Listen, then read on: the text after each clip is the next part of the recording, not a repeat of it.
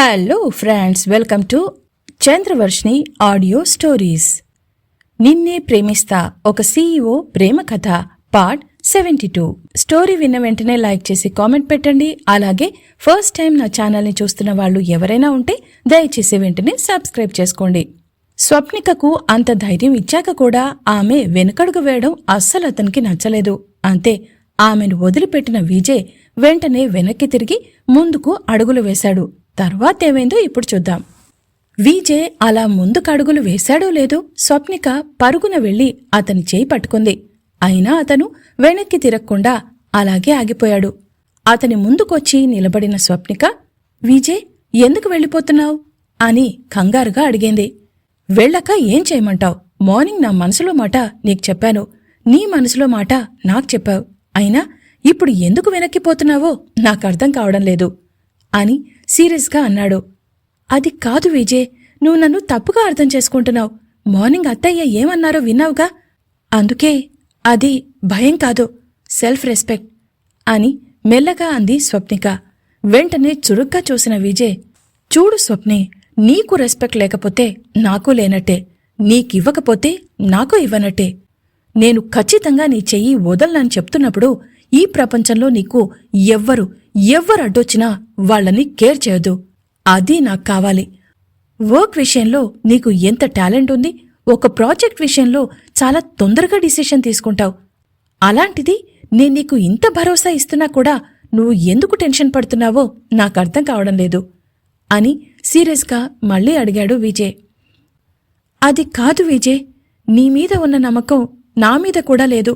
నిన్ను నమ్మక కాదు, ఇప్పుడిక్కడికి అత్తయ్యవాళ్లు అని మాట పూర్తి కాకముందే, విజయ్, మీ ఇద్దరిని చూడటానికి నా 2 కళ్ళు సరిపోవడం లేదురా.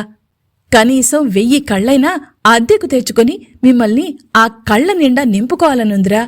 నిజంరా విజయ్, నువ్వు నా కొడుకువైనందుకు నేను చాలా ప్రౌడ్గా ఫీల్ అవుతున్నాను. ఈ గోలతో గొడవ పడుతున్న ఈ రోజుల్లో భార్యను నీ అంత అపురూపంగా చూసుకునేవాళ్లు బహుశా ఎవరూ ఉండరు. 16 రోజుల పండుగ ఈరోజు ఖచ్చితంగా కావాలని పట్టుబట్టి అందర్నీ ఎదిరించి నువ్వు ప్రేమిస్తున్న నీ భార్య కోసం ముందుకొచ్చావు చూడు. ఐ అప్రిషియేట్ యూ అని చెమ్మగిలిన కళ్లతో సంతోషంగా కౌగిలించుకున్నాడు Ramesh Ravichandra. I'm proud of you my boy. నువ్వు నా మనవడైనందుకు నాకు చాలా సంతోషంగా ఉంది అని కృష్ణమూర్తిగారు విజయ్ భుజం తడుతూ అన్నారు. నువ్వు గ్రేట్రా నాన్నా అని ఒకరి తర్వాత ఒకరు వచ్చి అతన్ని అప్రిషియేట్ చేశారు. ఇక చివరగా ముక్కుతూ మూలుగుతూ రవళి దీపాలు ఇద్దరూ వచ్చి వాళ్ల పక్కన నిలబడ్డారు.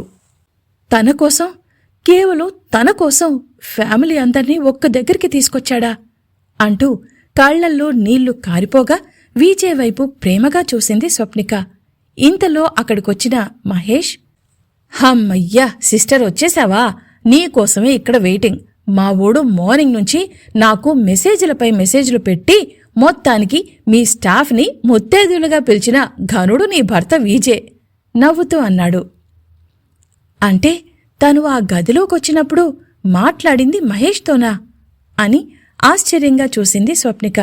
ఇంతలో ఉదయం వచ్చిన పంతులుగారు, ఏంటి విజయబాబు, అందర్నీ తొందరపెట్టిన నువ్వు ఇంకా నీ భార్యతో రావేంటి అని చిన్నగా నవ్వుతూ అక్కడికొచ్చాడు. ఏవైనా అమ్మాయి, నీ భర్త విజయ్ సామాన్యుడు కాదు, అసాధ్యుడు. ఫంక్షన్ అంటే ఎంత డబ్బున్నా 15 రోజుల ముందు నుంచే అందరూ హడావిడి మొదలు పెడతారు. అలాంటిది ఉదయం నుంచి సాయంత్రంలోపు అన్నీ అరేంజ్ చేసి చూపించిన గ్రేట్ పర్సన్ మీ ఆయన అంటూ విజయ్ వైపు తిరిగి, చాలా సంతోషం బాబూ, పదండి, ముహూర్తం టైం దగ్గర పడుతోంది అని ముందుకు అడుగులు వేశారు పంతులుగారు. ఆయన వెనుకే ఫ్యామిలీ, విజయ్, స్వప్నిక అందరూ నడిచారు. అక్కడ మొత్తం తన స్టాఫ్ ఫ్యామిలీస్ చూసి చాలా సంతోషపడింది స్వప్నిక. ఇక అక్కడ పందిరి దగ్గర పంతులుగారు మంత్రాలు మొదలుపెట్టగానే స్వప్నిక వెళ్లి కూర్చోగా, ఆ అమ్మాయి తరపు వాళ్ళు ఇక్కడికి రావాలి అని పంతులుగారు అనగానే వెంటనే మల్లిక మేడం, మహేష్ ఇద్దరూ వెళ్లి స్వప్నికకు ఇరువైపులా కూర్చున్నారు. అమ్మా, అబ్బాయికి పెళ్ళైందా అని అడగడంతో మల్లిక లేదండి అని చెప్పింది. సరే, అయితే ముందుగా ఈ పసుపు తాడుకు ఈ నల్లపూస గుచ్చండమ్మా అని ఆమె చేతికి ఒక నల్లపూసను ఇచ్చారు పంతులుగారు. అప్పుడు మొహమాట పడుతూ లేదండి అని లేవబోయింది మల్లిక. పిన్ని మీరు కూర్చోండి అని బలవంత పెట్టింది స్వప్నిక. అంటే స్వప్నిక, నేను నీకు ఎలా చెప్పాలో అర్థం కావట్లేదు అని బాధగా ఫీలైంది మల్లిక. ఆమెను చూడగానే రవళి, దీపాలు ఇద్దరూ వ్యంగ్యంగా నవ్వుకున్నారు. వెంటనే స్వప్నిక లేచి, పిన్ని, నా తరపున మీరు కూర్చోండి అనగానే, అత్తా, నిన్ను మించిన వెల్ విషర్ నాకెవరూ లేరు, అందుకే నువ్వు కూర్చో అని విజయ్ కూడా సపోర్ట్ చేయడంతో మల్లిక ఆ నల్లపూసను తీసి పసుపు రాసిన దారానికి ఎక్కించింది. తరువాత విజయ్ కావ్య అంటూ పిలిచాడు. వెంటనే ఎదురుగా కూర్చున్న కావ్య, మురళి ఇద్దరూ వచ్చి వాళ్లకి విషస్ చెప్పి కావ్య కూడా ఒక పగడాన్ని ఆ దారానికి ఎక్కించి స్వప్నిక ముఖాన బొట్టు పెట్టింది. ఇప్పుడు అబ్బాయి తరపున వాళ్ళొచ్చి ఈ పసుపు తాడికి పూసలెక్కించాలి అని పిలిచారు పంతులుగారు. వెంటనే విజయ్ అందులో మిగిలిన 4 పూసలు, ముత్యము, పగడము, నల్లపూసలు రెండింటినీ తనే ఆ పసుపు తాడుకు గుచ్చడం మొదలుపెట్టాడు. దాంతో కంగారుగా, బాబూ ఇదేంటి, మీ అమ్మగారు, పిన్నమ్మగారు ఉన్నారు కదా, వాళ్ళిద్దరికి కూడా ఇవ్వు అని అన్నారు పంతులుగారు. లేదు పంతులుగారు, నాకు నా భార్యకు ఒకరికొకరు, మేమిద్దరం తోడు అంతే అని పూసలు తరువాత మంగళసూత్రాలు గుచ్చిన తాడుని పంతులుగారి చేతుల్లో పెట్టాడు విజయ్. అప్పుడు కృష్ణమూర్తి, రమేష్, ఉమేష్లు వాళ్ల ఇద్దరి మీద అక్షింతలు వేసి ఆశీర్వదించగా మల్లిక ఆ సూత్రాలను గోల్డ్ చైన్కి ముడివేసి విజయ్ చేతికిస్తుంది. వెంటనే అయ్యగారు మంత్రాలు చదువుతూ ఉండగా ఆ గోల్డ్ చైన్ని నవ్వుతూ స్వప్నిక మెళ్ళో వేశాడు విజయ్. అక్కడ జరుగుతున్న తంతుని ఆఫీస్ స్టాఫ్ జంటలన్నీ చూసి చాలా అబ్రపడ్డాయి. విజయ్ మంచి మనసు గురించి అందరూ ఎంతో గొప్పగా చెప్పుకున్నారు. అప్పుడు పంతులుగారు వెంటనే, అమ్మా, మీరిద్దరూ జంటగా మీ పెద్దవాళ్ల పాదాలకు నమస్కరించండి అని అన్నాడు. వాళ్ళిద్దరూ దీపా, రవళికి తప్ప మిగతా 3 పాదాలకు నమస్కరించారు. తరువాత పంతులుగారు, అమ్మాయి, నువ్వు నీ భర్త కాళ్లకి దండం పెట్టుకో అని చెప్పాడు. వెంటనే స్వప్నిక ఆ పంతులుగారి మాట పూర్తి కాకముందే విజయ్ కాళ్లకి దండం పెట్టాలని వంగిన ఆమెను మధ్యలోనే ఆపి నిలబెట్టాడు విజయ్. అప్పుడు కన్నీళ్లు నిండిన కాటుక కళ్లతో అతన్ని చూస్తూ హ్యాపీగా నవ్వుతూ, Vijay, I love you Vijay, thank you so much. ఇంత ఆనందాన్ని నాకు నువ్విచ్చినందుకు many many thanks forever అని గుసగుసగా చెప్పిన స్వప్నిక ఇక ఆగలేక అక్కడ అంతమంది ఉన్నారని కూడా చూసుకోకుండా స్వప్నిక ఒక్కసారిగా విజయ్ని గట్టిగా హాగ్ చేసుకుంది. అది చూసిన అందరి కళ్ళు చెమ్మగిల్లాయి. ఆమె చిన్నపిల్లల అందరి ముందు అలా హగ్ చేసుకోవడంతో ఒక్కసారి ఆమెను తను కూడా హగ్ చేసుకొని, me too, thank you so much Swapni, ఇంతమందిలో నువ్వు నాకు ఐ లవ్ యూ చెప్పావు, అది చాలు అని ఆమె వీపు నిమురుతూ నవ్వాడు విజయ్. వాళ్లను భగ్గుమనే కోపంతో ఓ 2 కళ్ళు చూస్తుంటాయి. అవి ఎవరివో కావు, అవి లాసే కళ్ళు. ఈ మధ్య రవళి తన ఇంట్లో ఏది జరిగినా చిన్న ఇన్సిడెంట్ దగ్గర్నుంచి అన్నీ ఆమెతో పంచుకుంటుంది. అది పిలవని పేరెంటమైనా రవళిని అడ్డుపెట్టుకుని అక్కడ జరుగుతున్న ప్రోగ్రాంని అబ్జర్వ్ చేయడానికి వచ్చింది లాస్య. అక్కడ తన వాళ్లంటూ ఎవరూ లేకున్నా స్వప్నిక అంత ధైర్యంగా ఉన్నందుకు మెయిన్ రీజన్ తన భర్త విజయ్. తనను ఆ ఇంట్లో రవళి విసిరే మాటల తూటాల నుండే కాదు, బయట నుండొచ్చే ప్రతి థ్రెడ్కి మధ్యలో ఎంతో గట్స్ ఉన్న విజయ్ ఉంటాడు. అదే ఒక భార్యకు భర్త ఇచ్చే ప్రొటెక్షన్. అది ఉన్న తర్వాత ఈ సొసైటీలో ఏ అమ్మాయి కూడా భయపడదు. తరువాత అందరినీ పలకరిస్తున్న స్వప్నికలో హ్యాపీనెస్ చూసిన విజయ్, ఇంత హ్యాపీగా ఉన్న స్వప్నికకు ఇంకా తన వాళ్లు గుర్తురావడం లేదా? వాళ్ల గురించి ఒక్కసారి కూడా బాధపడినట్టు కనిపించదు. తన వాళ్లు రావడానికి వీల్లేదు కాబట్టి ఇలా ఒంటరిగా ఉండటం అలవాటైందా, లేక ఆ బాధ బయటపడకుండా లోలోపల దాచుకోవటం అలవాటైందా? అలా ఆలోచిస్తున్న విజయ్ కళ్ళు ఒక్కసారిగా అక్కడ ఆగిపోయాయి. ఇంతలో హాయ్ ఆంటీ అంటూ పిలుపు వినిపించగానే అటు చూసిన రవళికి అక్కడ లాసే కనిపించింది. హాయ్ లాస్య, బాగున్నావా? సారీ అమ్మా, నువ్వొస్తావని అనుకోలేదు. నిన్ను పిలిచి బాధ పెట్టడం ఎందుకని నేనే పిలవలేదు అని బాధగా పలకరించింది. అవునాంటీ, నాక్కూడా రావాలనిపించలేదు. కానీ నేనుండాల్సిన ప్లేస్లో వేరే ఒకరు ఉండటం చూసి మీరు తట్టుకోలేకపోతారని ఓన్లీ మీకోసం వచ్చాను. తను కూడా తెగ ఫీలవుతున్న పోజు కొట్టింది లాస్య. విజయ్ చూస్తున్న వైపు దీప వెళ్లడంతో అతను చూపులు తిప్పుకోగా అక్కడ నిలబడిన ఒకరి వైపు చూసి, నువ్వు మీరు ఇక్కడ అని ఆశ్చర్యంగా అడిగింది. అప్పుడే అక్కడికొచ్చిన కాశీ, తను నా చెల్లి మేడం, పేరు కీర్తి అని అన్నాడు. ఓకే, కానీ ఈ అమ్మాయి అని ఆగిపోయింది దీప. ఎస్ మేడం, మీ డౌట్ కరెక్టే. ఇంతకుముందు కీర్తి మీ ఆఫీస్లోనే పనిచేసేది. ఆ సీఈఓ జీవన్ గాడికి బలి అయ్యేదే, కానీ మన స్వప్నిక మేడం వల్ల తప్పించుకుంది అని అన్నాడు. అవునా? ఒక 1 వీక్ కింద వాడు అని చెప్పలేక నసిగింది దీప. నాకు తెలుసు మేడం, మన బాస్ బెడ్ రెస్ట్లో ఉండటంతో నాకే ఈ పనులు అప్పచెప్పారు. వెనుక నుండి ఆయనే మమ్మల్ని గైడ్ చేశారు అని నవ్వుతూ చెప్పాడు. మరి వాళ్ళు ముగ్గురు అని డౌట్ఫుల్గా అడిగింది దీప. ఏముంది మేడం, వాళ్ళని డ్రగ్స్ కేస్ కింద బుక్ చేసి చెర్లపల్లి జైలుకు పంపించారు మన బాస్ అని నవ్వాడు కాశీ. అయ్యో పాపం, వాళ్లని వదిలిపెట్టమని నేనా రోజు విజయ్కు ఫోన్ చేస్తే లిఫ్ట్ చేయలేదు అని బాధపడింది దీప. మేడం, వాళ్ల గురించి మీరు ఫీల్ అవ్వకండి. ఒకరోజు ఆలస్యం చేసినా ఆ ప్లేస్లో మీరుండేవాళ్లు. మీరు లొంగకపోతే అలాంటి కేసులో మిమ్మల్ని ఇరికించడానికి ఆ ముగ్గురు ప్లాన్ చేశారు. అది బాస్ స్పెషల్ ఫోర్స్ ఇంటరోగేషన్లో తెలిసింది.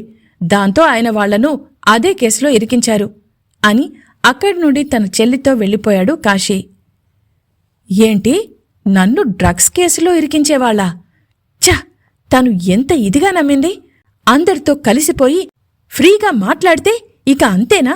దేన్నైనా అడ్వాంటేజ్గా తీసుకోవచ్చా? అంటే ఆ రోజు ఆ రమణగాడు కూడా స్వప్నికతో ఇలాగే బిహేవ్ చేశాడా అని మనసులో ఆలోచించిన దీప చెంపపై చెళ్లుమని ఎవరో చరిచినట్టు అనిపించింది. తనకు ఎదురైతే ఒకలా, మరొకరికెదురైతే మరోలా ఆలోచిస్తున్న తన ఆలోచన విధానాన్ని ఒక్కసారి అలా ఫీలైన దీప కళ్ళు అక్కడ అందరినీ పలకరిస్తూ తిరుగుతున్న స్వప్నిక మీద పడ్డాయి. తరువాత మెల్లిగా ఆమె కళ్ళు విజయ్ వైపు మళ్ళాయి. విజయ్ చిరునవ్వుతో వచ్చిన వాళ్లతో మాట్లాడుతూ మధ్య మధ్యలో స్వప్నిక వైపు అపురూపంగా చూస్తున్నాడు. అతని కళ్లల్లో మెరుపు చూస్తుంటే స్వప్నికను ఎంత గాఢంగా ఇష్టపడుతున్నాడో అర్థమవుతోంది. తన కోసం ఇంత చేసిన వాడికోసం విజయ్ ఇష్టపడ్డ స్వప్నికను తాను ద్వేషించటం ఎంతవరకు కరెక్ట్ అని తనలో తాను అనుకుంది దీప.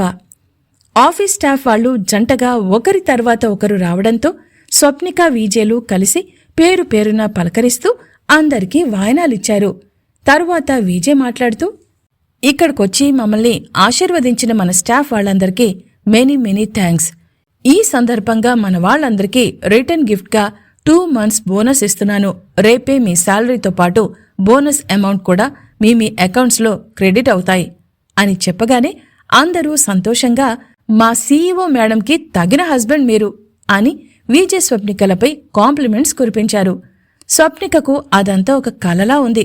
రవళిని ఎదిరించి మరీ ఈ ఫంక్షన్ని జరిపించటం, ఒకవైపు స్టాఫ్తో మీటింగ్ అరేంజ్ చేస్తూ వాళ్లు ఫ్యామిలీస్తో వచ్చేలా చేసి ఆ దంపతులకు వాయనాలిప్పించటం నిజంగా చాలా కొత్తగా ఉంది. రిటర్న్ గిఫ్ట్స్గా బోనస్ ఇవ్వడంతో స్వప్నికకు విజయ్పై ఇంకా ఆరాధన, ప్రేమ పెరిగేలా చేశాయి. ఆమె కూడా వర్క్ విషయంలో ఎంత స్ట్రిక్ట్గా ఉన్నా స్టాఫ్ వాళ్లతో మరీ ఇదిగా మింగిల్ కాకపోయినా చాలా లిబరల్గా ఉంటుంది. ఇప్పుడు ఎంప్లాయీస్ అండ్ బాస్లా కాకుండా ఒక ఫ్యామిలీలా ఒక పండుగ వాతావరణం కనిపించింది. ఇంతలో కాశీ ఫాస్ట్గా వచ్చి, బాస్, మీకు వెహికల్ రెడీగా ఉంది అని చెప్పడంతో తన ఆలోచనలకు ఫుల్ స్టాప్ పెట్టింది స్వప్నిక. తన హై అండ్ కార్ మెల్లిగా డ్రైవ్ చేస్తున్న విజయ్ ఒక చెయ్యి స్టీరింగ్ పై, మరో చెయ్యి పక్కనే ఉన్న స్వప్నిక భుజాలపైన వేసి, స్టాఫ్తో మీటింగ్ ఎలా ఉంది స్వీట్ హార్ట్ అని అడిగాడు విజయ్. థ్యాంక్యూ విజయ్, నీకు ఎన్నిసార్లు థ్యాంక్స్ చెప్పినా తక్కువే అని అతని భుజంపై తలవాల్చింది. ఇంతలో ఒక ఫామ్ హౌస్ దగ్గర కారు ఆపగానే వాచ్మెన్ వచ్చి గేట్ తీశాడు. రయ్యమని తన కారును లోపలికి తీసుకెళ్లడంతో ఎదురుగా తెల్లగా మెరిసిపోతున్న ఇంద్రభవనం లాంటి ప్యాలెస్ని ఆశ్చర్యంగా చూసిన స్వప్నిక, ఇదేంటి, ఎక్కడికి తీసుకొచ్చావు విజయ్? ఇప్పటికే లేట్ అయింది, మన ఇంటికి వెళ్ళొద్దా? ఎవరింటికి తీసుకొచ్చావు అని కంగారుగా అడిగింది. ఆమె కంగారును చూసిన విజయ్, ఏయ్ చిన్నపిల్లల ఏంటా కంగారు? అయినా వచ్చింది ఎక్కడికైతే ఏంటి? నువ్వేమైనా నీ బాయ్ ఫ్రెండ్తో వచ్చావా? నీ మొగుడుతోనే వచ్చావు కదా అని చిరాకా కసురుకొని కారు దిగి ముందుకు నడిచాడు. మాటి మాటికి సీరియస్ అవడం అవసరమా? ప్రపంచంలో ఉన్న సీరియస్నెస్ని ఈయన ఒక్కడే సొంతం చేసుకున్నాడేమో అని ఉడుక్కున్న స్వప్నిక ఇన్నర్ వాయిస్. మరి కాదా? మాటి మాటికి అప్పలమ్మలా ఆలోచిస్తూ ప్రతి దానికి టెన్షన్ పడుతూ ఉలిక్కి పడే నిన్ను చూస్తే ఓ కంపెనీకి సీఈఓ అంటే నమ్మేలా ఉందా అసలు? ఆఫీసులో అందర్నీ రఫ్ఫాడించే నువ్వు వీజేను చూస్తే చాలు ఐసు ముక్కలా కరిగిపోతున్నావు అని అరిచినంత పని చేసింది. మరేం చేయమంటావు చెప్పు? నా కళ్ళల్లో కళ్ళు పెట్టి చూసేవాడి ఆరగెంట్ లుక్స్, ప్రతి మూమెంట్లో హాట్గా కనిపించేవాడు మ్యాన్లీనెస్, ఇక నా చెవుల పక్కన చేరి విష్పర్ చేస్తాడు చూడు, చచ్చానే పో. హాయ్ హాయ్ హాయ్, ఆ హస్కీనెస్ వాయిస్తో వాడు రొమాంటిక్గా మాట్లాడితే. స్వప్నిక ఫీలింగ్ తెలిసి ఆమె ఇన్నర్ వాయిస్, ఆ క్షణంలో ప్రాణం పోయినా డోంట్ కేర్ కదా తను విష్పర్ చేస్తూ అడిగింది. అంతే, ఉలిక్కి పడ్డ స్వప్నిక, నో వే, ఆ క్షణంలో ప్రాణాలు పోవడం కాదు, మినిమం 100 years వాడి మాటలు వింటూ వింటూనే లైఫ్ లాంగ్ ఉండాలనిపిస్తుంది అని అనుకుంది స్వప్నిక. అంతే, ఇన్నర్ వాయిస్ ఆమె గూబ గుయ్యమనేలా, ఇది కొంచెం ఓవర్గా లేదు అని వాయించింది. తన పక్కన రాని స్వప్నిక గురించి ఆలోచిస్తూ, ఈ తింగర్ది ఇంకా అక్కడే కూలబడి టెన్షన్ పడుతుందా ఏంటి? దీనికి ఎంత బూస్టింగ్ ఇచ్చినా వేస్ట్ అయ్యేలా ఉంది అని చిరాకు పడుతూ వెనక్కి తిరిగి చూశాడు. తన వెనుకే చాలా స్లోగా మూవీలో చూపిస్తున్నట్టు స్లో మోషన్లో ఏదో ట్రాన్స్లో ఉన్నట్టు వస్తున్న స్వప్నికను చూసి అలాగే ఆగిపోయాడు. దారికి రెండు వైపులా ఉన్న లైట్ల వెలుగులో చల్లగా వేస్తున్న ఈదురుగాలికి ఆమె కట్టుకున్న నెమలి పింఛన్ రంగు చీర పైట గాలికి ఎగురుతూ ఉంటే ఆమె సన్నని పసిమిఛాయ నడుము దోబూచులాడుతూ కనబడగా ఏదో ఊహల్లో తేలియాడుతూ పెద్ద పెద్ద అరమోడుపు కాటుక కళ్లతో దేవకన్యలా ఉంది. ఇంకా అలాగే నడుస్తూ వచ్చి దేన్నో ఢీకొట్టింది స్వప్నిక. తనకిష్టమైన పర్ఫ్యూమ్ స్మెల్ అలా దగ్గరగా ఆమెను చుట్టుముట్టడంతో ఉలిక్కిపడి మెలకువలోనే కలలు కంటున్న తన కళ్లను ఎత్తి చూసింది.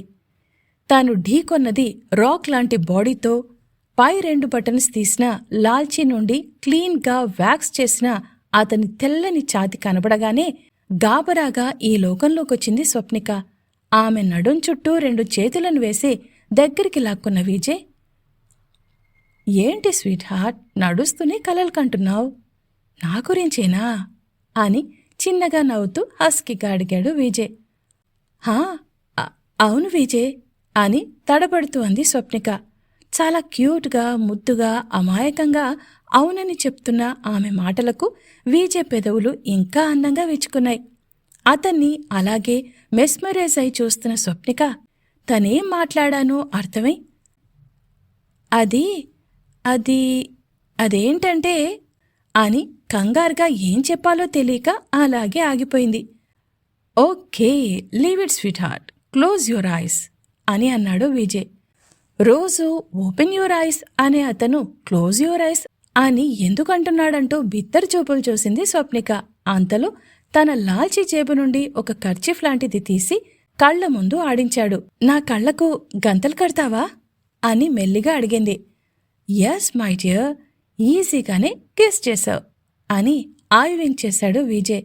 వెంటనే అలాగే నిలబడింది. ఆమె కళ్లకు గంతలు కట్టడానికి స్వప్నిక వెనక్కి వెళ్లాడు విజయ్. ఆమె నుండి వస్తున్న న్యాచురల్ ఫ్రాగ్రెన్స్ అతన్ని మత్తెక్కించడంతో ఆ కళ్లకి కట్టాల్సిన గంతలను చేత పట్టుకుని ఆమె వీపు మీద ముద్దు పెట్టడం స్టార్ట్ చేశాడు. ఆమెలో ఏదో ఏదో అయిపోతూ తన అణువణువున కరెంటు పాస్ అయినట్టు అనిపిస్తూ ఉంటే అతని వైపు తిరిగి, ఏంటి విజయ్, కళ్లకు గంతలన్నావు కదా అని వణుకుతున్న గొంతుతో అడిగింది స్వప్నిక. ఆమె కళ్లల్లోకి సీరియస్గా చురుగ్గా చూసిన విజయ్ స్వప్నిక వణుకుతున్న పెదవులపై కసిగా దాడి చేశాడు. నిజం తెలిసిన దీప స్వప్నికతో బాగుంటుందా? విజయ్ బాగయ్యాడని తెలిసిన అతని శత్రువులు విజయ్పై అటాక్ చేయడానికి ఇంకా ఎలాంటి ప్లాన్స్ వేస్తారు? వీటి గురించి తెలుసుకోవడానికి తర్వాత పార్ట్ వినండి. విన్న తర్వాత లైక్ చేసి కామెంట్ పెట్టండి. అలాగే ఫస్ట్ టైం నా ఛానల్ని చూస్తున్న వాళ్ళు ఎవరైనా ఉంటే దయచేసి వెంటనే సబ్స్క్రైబ్ చేసుకోండి.